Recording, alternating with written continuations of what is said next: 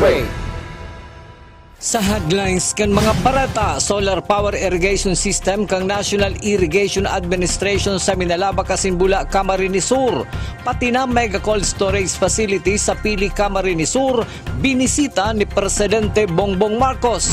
LGU Naga, naghahanap na nin mapagkukuanan nin pondo para pang-ayuda sa sektor kan transportasyon sa Naga. PNP Camarines Sur, padagos nakakapagrehistro nin road crash. Delegasyon kan Camarines Sur, champion sa Regional Prisaa 2026 sa Daet, Camarines Norte. Uya na ang mga bareta sa aldaw na ini. Ako po si Chris Palomanya. Presidente Ferdinand Marcos Jr. naging bisita kang Camarines Sur para sa mga dakulang proyekto kang National Irrigation Administration as in Department of Agriculture. Ang detalye sa report ni Melvin Machado. Binisita ni Presidente Ferdinand Marcos Jr. kasubawang aga ang duwang Irrigators Association na nagagamit ng unyaning solar power para paandaron ang saidang patubig. Iniiyo ang mataurok San Jose Sagrada Familia Baliwag Viejo o Masba sa Minalaba, Camarines Sur. Asin ang San Agustin San Ramon Agrarian Reform Farmers Cooperative o SARPC sa Bula, Camarines Sur. Kaibahan kang Presidente si Dania Administrator Engineer Eduardo Guillen, DA Secretary Francisco Chu Laurel, asin Camarines Sur Governor El Rey Villaferte. Susug sa Presidente, pinaggibusabot ini para daina magbayad sa krudo ang mga parauma. Na bago na ginawa namin solar para wala nang krudo, wala nang ibinabayad sa krudo. At napakaganda yung sa pinuntahan namin.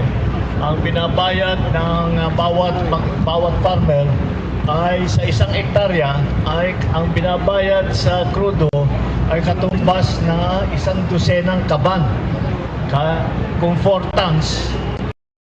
Tulos man ining nagdiretso sa Barangay San Jose, Pili, Camarines Sur para hilingon ang food processing plant asin ang Bicol Mega Cold Facility Camarines Sur kung sa inakaatubang man kaini ang mga naghahalat na mga paraoma. Sinabi kaini na dapat parte kang pagpapalakaw kang Mega Cold Storage Facility ang mga paraoma na umabugta kang sa indang produkto. Ay, halimbawa, itong ganitong klaseng planta, cold storage natin, kailangan lahat ng mga gumagamit nito ay kasama sa mga nagdedesisyon kung paano gagamitin. Kailan bubuksan, kailangan alam yung nagpapatakbo nito ay kayo rin ang nagsasang kung paano nila patakbuhin. Hindi na bali yung technical. Yung technical, marami tayong pwedeng gamitin dyan. Pero yung management, kailan bubuksan, sino unang kukunin, gaano karami ang kukunin, anong schedule, mga ganon, yun dapat kayo ang nagde-decide. Kaya yan ang aming ginagawang sistema ay tinitiyak namin. Kaya tiniyak namin na hindi iba ang hahawak nito. Tiniyak namin ang hahawak nito, magkocontrol nito ay ang mga nagsasaka, yung mga maglalaman din. Nagkaigwa man ning halipot na pagkikipag-uli ang Presidente sa mga parauma bago ini naghali kasubagong udto. Para sa GNN TV 48 Naga, Melvin Machado, Newsway. Mientras tanto, Bicol Mega Cold Storage Facility, pinaka-enot na natapos sa tulong proyekto kang Department of Agriculture sa nasyon. Nagbabalik si Melvin Machado. Sa bilog na Pilipinas, tulo ang Mega Cold Storage Facility na pinagpunduhan kang Department of Agriculture. Saro na digdi ang bagong tugdok na Bicol Mega Cold Storage Facility neon sa Barangay San Jose, Pili, Camarines Sur. Ang proyektong ini ang pinagtagamahan ng 500 million pesos ang lote sa Gobyerno Probinsyal kan Camarines Sur. Susug ki DA Bicol Regional Director Rodel Tornilla, kadikit sana ang babayadan ka mga paraomang madara digdi kang sa mga produkto aron kang gulayon, prutas, karne, asin sira. Aabuton subot sa 200,000 na parauma sa Camarines Sur ang mabibinipesyaran kaini. Of course, kami po nagpapasalamat si Presidente Bongbong Marcos na tinawag kita ng dakulang proyekto digdiyo na Mega Cold Storage Facility. Hindi po 500 million worth na project. Ang mabibinipesyaran po kayo niyo si mga farmers na nagtatanom ng gulay, prutas, si mga parasisira ta, saka si mga parabubuno ta, nakaipuhan na palabaon ang buhay kan sa indang mga produkto pwede nindang idarahon digdiyo sa facility na niyo. May babayadan po pero dikit lang. Subsidize po ang bayad digdiyo mas mababa compared doon sa commercial na cold storage. Estimate po ilang farmers makinabang? Ang estimate niyo po ang manginginabang digdiyo sa bilog na Camarines Sur, nasa 200,000 farmers. Mababawasan ang mga post-harvest losses nila ng mga nasa 20,000 pesos more or less kapag biglaan nila digdiyo bago nila i-process o bago nila ibenta. Hulikan mega cold storage facility na ini, magiging sentro na subot ang Camarines Sur ning darahan kan mga produkto bako lang sa Camarines Sur kundi maging sa ibang kataid na reyon. Ang pinaka magiging benepisyo kay niyo po, yaong kita na ang magiging sentro kang mga produkto bako lang hali sa Bicol, bako lang sa Camsur, pati itong mga nagbabiyahe ba na ilingtang mga Batag, Sabah, hali sa Mindanao, ipapaagyo tayo digdiyo, ipaprocess sa digdi, iluluwas nila, value added na. So, kung bapa Manila, mas mahal na. Kung ibabalik sa Mindanao, proseso na, mas mahal na. So, yun po na ang magiging epekto kanil digdi. At the same time, itong mga local farmers yun na nga niyan, mas mabibenta nila, ning mas alangkaw ang sa indang mga produkto. Para sa GNN TV48 Naga, Melvin Machado, Newsbreak. Sa kasumpay na Bareta, bago makapag-operar ang Bicol Mega Cold Storage Facility na iyaon sa barangay San Jose, Pili, Camarines Sur, kaipuhan man subuot ang certification hali sa National Meat Inspection Service. Sa paliwanag ni MNIS Director Alex Templonuevo, kaipuhan subuot matukduan ang gabos kang proper meat handling para masiguro ang kalidad ka mga produktong ilalaog asin iluluwas sa nasabing cold storage facility. Kapareho man subuot ini kang ibang cold storage facility na pribado ang may sadiri. Pareho po ng meron tayo ditong mga 5 cold storages na malalaki. Ano po, meron tayong isa dyan, yung Gentech, meron tayo ditong Padilla, meron tayo San Miguel, meron tayo sa Legazpi na Liberty Glacier. Lahat po yung pribado, lahat po dumaan sa proseso yan. Ngayon po, pwede sila magpalabas ng produkto hanggang Manila o hanggang Mindanao. Sa ibang Bareta, ayuda para sa sektor kang transportasyon sa syudad ning Naga. Pinag-aasikaso na kang lokal na gobyerno kang Naga. Ang detalyes sa report ni Cristina Valenzuela. Kung maghaloy pa ang araw kaining sitwasyon, nagaandam naman ang lokal na gobyerno kang Naga na magtauman ng ayuda sa gabos na pampublikong transportasyon. Pinag-ulayan na ini ni Mayor Leni Robredo asin kang Finance Committee tanganing siguraduhon na igwang suportang mariresibi ang nasa sektor kang transportasyon.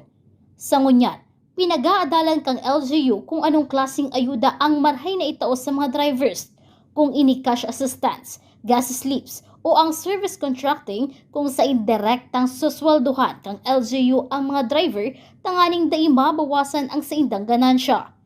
Ang gigibuhon mi dahil ang national government ang mataong ayuda mo niya na period, pag naghaloy pa ini, syudad na ang matao. So pinaghahandaan mi yan, pig-check mi na kang huring meeting, ulayan mi na kang finance committee, si huriming meeting, arin na mga items ang pwede tang i-defund mo na. Para pag naghalo ining crisis na ni, igwa kitang pang ayuda sa mga jeepney drivers, saka sa tricycle drivers, pag-iisip kung ano-anong ibang permutations kang ayuda, pwede kayang cash, pwede din na gas slips, pwede din na service contracting, itong garapig sa sweldohan, ang drivers, para din siya nakakaltasan. Saro sa sinigurado ni Mayor Robredo na da ipapabayaan kang LGU Naga ang mga drivers kang syudad sa tahaw kan halangkaw na presyo kan kada litro kang produktong petrolyo. Pero ina-assure ta si mga drivers na di ita sila papabayaan.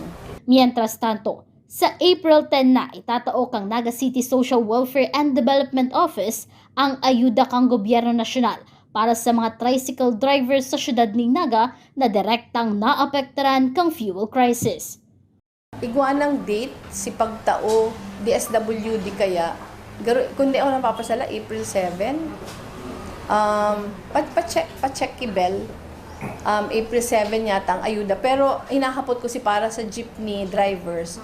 Tayo yung gigibuhon mo niya na nakaschedule. Ano pa sana? Tricycle drivers. Para sa GNN TV48 Naga, Cristina Valenzuela, Newsbreak. Mientras tanto, niriripaso ngunyan ni Mayor Leni Robredo ang mga proyekto kang syudad ng Naga na igwang nakaalokar na budget ngunya na taong 2026 na posibleng isuspindir o ipuspon muna. Ini para gamiton muna ang nasabing pondo para itabang kang LGU Naga sa mga naapektaran kang padagos na krisis sa produktong petrolyo. Lalo pa ngunya na ang direksyon na talaga sa syudad, hilingon kung arin sa mga pig-budgetan ta ang pwedeng ipagpaliban for next year para itabang duman sa mga apektado kang fuel crisis. Sa samuyang pagbabalik, road crash sa Camarines Sur, padagos na nairirehistro sa mga badwaan sa probinsya. Iyan na sinibapang nangingenot ang mga bareta, digdilang sa GNN TV48 Naga News Break. The digital age is here. They warn us of a cold, efficient world where the human touch is lost to automation. But we refuse to accept that choice. At Naga College Foundation, we believe the best future is one led by heart. We equip you with the skills you need to thrive. From our dynamic programs in finance and business to the hands-on fields of IT and engineering, through our vital health sciences, our justice programs in criminology, and the crucial roles of education in the arts, we cover the entire spectrum of tomorrow's workforce.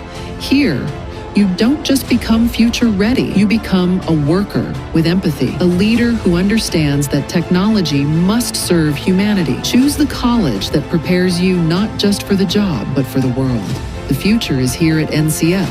Enroll at Naga College Foundation. Let us build a brighter, kinder tomorrow.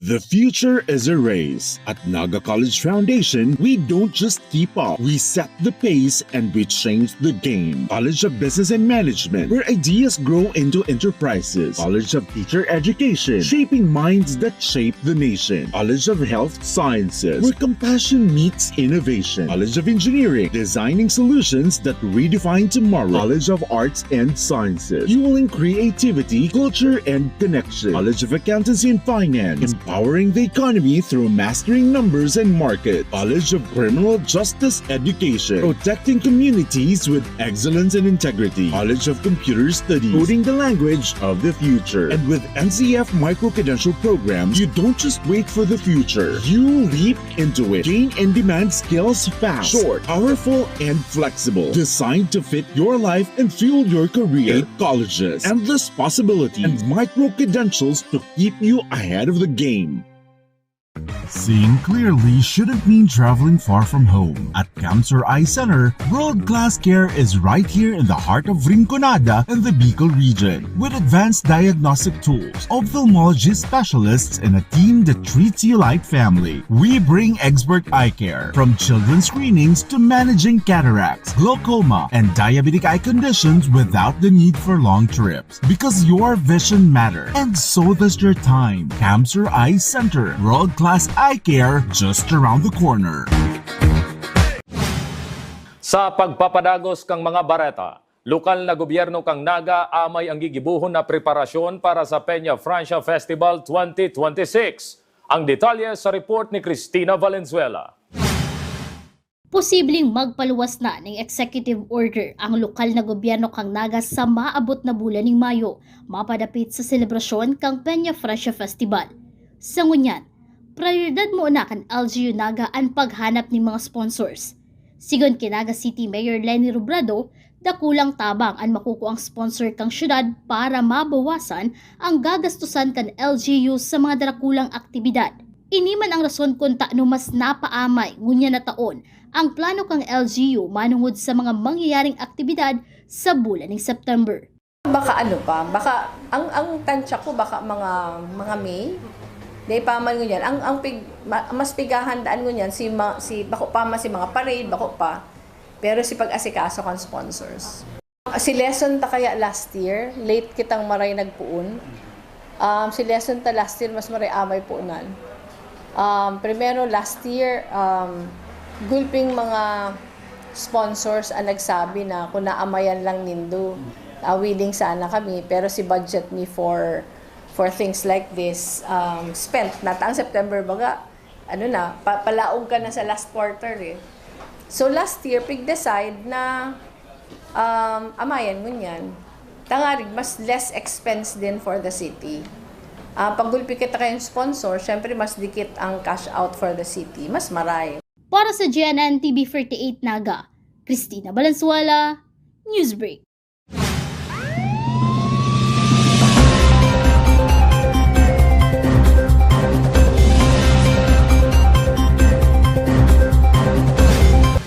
Sa police report, dahil napapahingaloan ang nagkapirang istasyon kang PNP sa probinsya ng Camarines Sur kang mga nairi-report na road crash. Sa report kang PNP Camsur, puon Marso 22 sa Stangunyan Aldao, nakapagrehistro na naman nin road crash ang mga banwaan kan San Fernando, Baaw, asin Kanaman, Camarines Sur. Sa tao kang insidenteng ini, padagos man ang pangapodan kang PNP na maging malikay ang mga motorista urog na ngunyan na Masimana Santa. Sa ibang police report, alas 12 ning maagahon kang Marso 21 sa Sacred Heart Street, Zone 1, San Felipe, Ciudad ng Naga, kang arestuhon kang Police Station 3 asin City Mobile Force Company Intelligence Operatives ang 20 anyos na si alias JB sa paagi ng drug buy-bust operation. Nakumpiskar sa sospek ang tulong pidasong suspected shabu na may standard drug price na 6,800 pesos. Sigun kay Police Captain Daisy Angeles, positibo sinaging resulta kang mga shabong nakuha sa sospek, kung kaya naisangat na ang formal na reklamo laban digdi asin nakakustudiya na iniingon yan sa Police Station 3 habang inahalat ang commitment order sa paglipat kan sospek sa BGMP o sa Tinangis Penal Farm sa Pili, Camarines Sur. Aside duman sa nabakal sa iya, gawa din sa iyang na-confiscate na another 3 sachet ni suspected shabu na kung saan submit kay niyo duman sa forensic unit para sa examination. So sa ngunyan, ini yung suspekta is under the custody ng Police Station 3 and ang case din sa iya is na-file na and naghahalat na lang kita ng commitment order para may deliver tayo ni kung saan siyang jail dederaho. Sa ibang bareta, 280 na personahe kang Naga City Police Office ang pinag-ugment sa Camarines Sur Police Provincial Office para sa seguridad kang pagbisita ni Presidente Ferdinand Bongbong Marcos sa banwaan kang Bula, Minalabak, asin Pili, Camarines Sur, ngunya na Aldao. Actually, ang Naga City Police Office nagtaok kita ng augmentation sa Camarines Sur Police Provincial Office ng nasa 280 personnel para mag-assist sa security kang Camarines Sur Police Provincial Office. So, nagpadara kita duman para masiguro ta and nagtao kita ng assistance sa Camarines Sur Police Provincial Office para masiguro ang seguridad kang pagabot ni Satuyang Presidente. Sa iba pang bareta, alay sa Paragas kang Naga College Foundation, kinuronahan bilang mutya ng Prisaa 2026 Bicol. Ang detalye sa report ni Campus Correspondent Dylan Talagtag. Sa pinakaabangan na Coronation Day kan mutya ng Prisaa 2026 Regional, mahihiling ang kumpiyansa kan mga kandidata hali sa iba-ibang probinsya kan Bicol Region. Opening production number pa lang, nag-uumapaw na ang suporta kan mga fans kan mga delegates. Sa provincial costume category, magayon na naipresentar kan mga kandidata ang sa mga creative, asin agaw atensyong mga costumes. Nagpasiklaban ang mga candidates kan sa indang pag-execute kan sa indang sports attire. Bida si candidate number 5, Camarines Sur, sulot ang sa iyang swimwear attire na nagpahiling kan sa iyang physically fit na hawak asin charm. Saro sa highlight kan coronation ang long gown segment kung saan ang mga kandidata kanya-kanyang pakulo sulot ang sa indang mga makukulor na gowns. Sophisticated as in elegante si candidate number 5, Camarines Sur, sulot ang sa iyang makintab na white silver gown. Saro man sa pinakainabangan ang question and answer portion kung sa indig di mababase ang katalinuhan as in rarong kan pag-isip kan mga candidates. Matapos ang question and answer segment, pinangaran ng tulos ang loob sa top 3. Angat sina Camarines Norte, Albay asin Camarines Sur na tulos man nagsabak sa final Q&A. Sa huri, matrayo pong nasungkit kan pambato kan Camarines Sur alay sa Paragas ang corona kamot siya ng prisa at 2026 Bicol. Emosyonal asin proud ang sa iyang ina na si Maria Teresa Paragas na iyo ang testigo sa pagpupursigi asin sakripisyo kan sa iyang aki. Sigon sa iya, ini ang bunga kan di pagpundo ni Alaysa sa pag-abot kan sa iyang mga pangarap. Sobrang proud dahil ko, hindi ko pa maipaliwanag. Hindi siya tumigil hanggat hindi na nakukuha yung crown. Dahil yun din po talaga ang pangarap niya. At saka siguro someday baka gusto niya pa ng mas malayo. Kaya sobrang pasasalamat ko rin po sa school niya at saka sa mga coaches niya, sa mga friends, and sa mga kabuong school ng NCF. Sobrang pasasalamat po. Salamat po sa lahat na supporters. Nagtaumanin mensahe ang reigning queen kan mutya ng Prisa at 2025 Cassandra Tapia na nakalaban man ni Alaysa sa mutya ng Prisa Regional kan nakaaging taon. So happy for her. Last year we were competitors, and earlier she said this is her one lap, and I am just so proud to see her shine and being proud as the new Muchang Prisa Bicol, and I can't wait to see her in nationals. I know Ate Alaysa, she is courageous and she really prepares enough in terms of strategy. So I would just advise her to keep that fire burning in her heart and prepare mentally, physically, and of course with the styling. And we're all here to support her. Taos puso ang pasasalamat ni Miss Camarines Sur Alaysa Paragas sa ikadawang pagkakataon na maipresentar ang probinsya asin sa gabos na nagtabang, nagsuporta lalo naman sa mga di nagsawang magtubod sa siyang kakayahan. I'm so glad that I finally made it. First of all, NCF community, thank you so much for always putting the trust in me. Hindi kayo nag-doubt na ako ang pipiliing mag-represent ng institution natin and ng province. And to my mother, as always, ang tita ng lahat. Mama, thank you so much. This is for you, this is for us, and marami pang susunod. One thing for sure, magpe-prepare ako ng malala for the nationals kasi nasa sa atin ang corona. So, we'll try to maintain the crown sa Bicol region.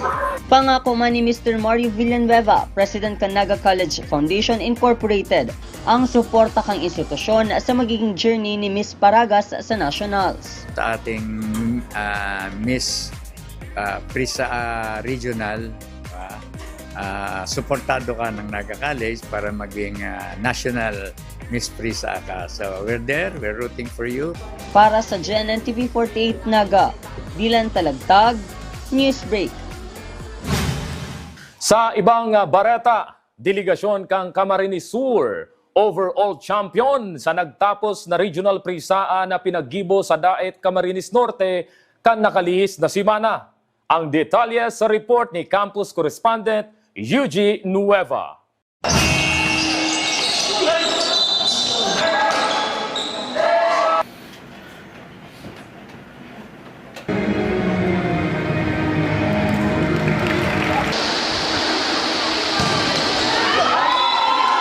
Overall champion ngunya na taon ang delegasyon kan Camarines Sur sa nagtapos sa Regional Prisa 2026 na ginibo sa Daet Camarines Norte. Dinominar kan 750 athletes sali sa Camarines Sur ang haros gabo sa sports events. Magpauli ang junior division sa man iba-ibang sports events in 261 golds, 87 silvers, 64 bronze, sa total na 412 medals asin naging top 1 ang Camarines Sur sa bilog na delegasyon kan Prisa Games 2026 sa lado kan juniors. Sa seniors division, ang Camarines Sur nagkaigwaman ng 350 golds, 90 silver, 35 bronze na may kabilugan na 475 na medals. Ang Camsur nakatipon ng 887 na medalya. Sunod na aabangan ang mga national qualifier na atleta kan Camsur pasiring sa Bacolod Negros Occidental sa bulan kan Mayo para sa National Prisa 2026. Sa iba't ibang sports event, mapa-court hasta field, daing nagpapadaog ang mga atleta halis sa Naga College Foundation na pinakadakol na atleta na nagpartisipar asin nagdominar sa Regional Prisa 2026. Mientras tanto, mainit na pinag-ako kan NCF ang pagiging host school sa masunod na Prisa 2027 na gigibuhon sa syudad. In a significant occasions that they have. So ladies and gentlemen, the next host of Prisa 2026 2027 is Naga College Foundation, serving. Congratulations, Province of Camarines Sur. Sir, we have the acceptance message from the next host. Let's give an opportunity for all the officials here in Cam Norte as we pass for the next host, Naga College Foundation, Province of Camarines Sur, the home of Nuestra Señora de Peña Francia, and the home of my beloved Mayor Lenny Robredo. Ang mga kapangganahan na ini, naging simbolo para sa indang sakripisyo, madaog manggana ang tunay na gana kan mga atleta ang sa indang naanodan asin na eksperyensya sa kawat, tunay na ang Camarines Sur o ragon sa laban. Para sa GNN TV 48 Naga, Eugene Nueva, Newsbreak. Iyan ang mga bidang baretang nakalap kang mas pinakusog na puwersa kang GNN TV 48 Naga News and Bicol Affairs. Dahil malingaw na i-follow ang sabuyang official Facebook page, GNN TV 48 Naga. Padagos kaming mahatod ng mga baretang garantisadong nangingenot asin na papanahon. I-hit ang subscribe button sa sabuyang official YouTube channel, GNN TV 48 Naga, para updated kita sa mga bareta asin istoryang bida ang Bicolano. Ako po si Chris Palumanya, asin ini ang GNN TV 48 Naga News Break. Tanga diri ko nababay ng GNN TV 48 Naga. Kalma! Lumipat lang ang GNN TV 48 Naga sa Channel 48.1. What? Direk, ang simple lang ng solusyon dyan. Kunin ang remote, pumunta sa menu Setup o Settings, at hanapin at pindutin ang scan at hintayin. Then, boom! Balik na si GNN sa Channel 48 mo. Para sa mga balitang nangunguna at napapanahon, At sa mga programang suwak sa panlasa mo. tutok lang sa GNN TV 48 Naga, Bida ang Bicolano. Be a champion, be a tiger today. NCF's the quest, let's lightning your way. At the Naga College Foundation Basic Education Department, we provide an environment where innovation is nurtured and resources promotes collaboration and discovery. Our students benefit from hands-on learning in cutting-edge science and technology laboratories, bridging theory with practical application. We maintain a supportive institutional framework, ensuring a safe, clean, and academically focused atmosphere for every student. Beyond academics, our comprehensive facilities, including sports, develop leadership, teamwork, and discipline. NCF is proud to be a LASO-accredited institution, a recognized mark of excellence and high-quality education. This is Naga College Foundation Basic Education Department. Changing the game.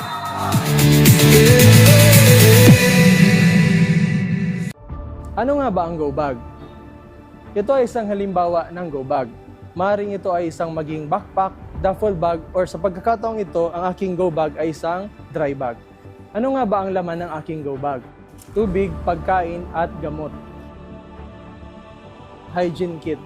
Meron pa ako ditong sabon, toothbrush, toothpaste, at shampoo. Flashlights and headlamps. Advisable na magdala po tayo ng power bank.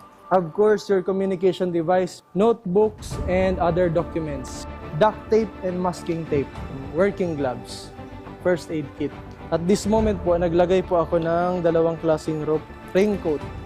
Meron po ako ditong mirror, extra batteries, whistle.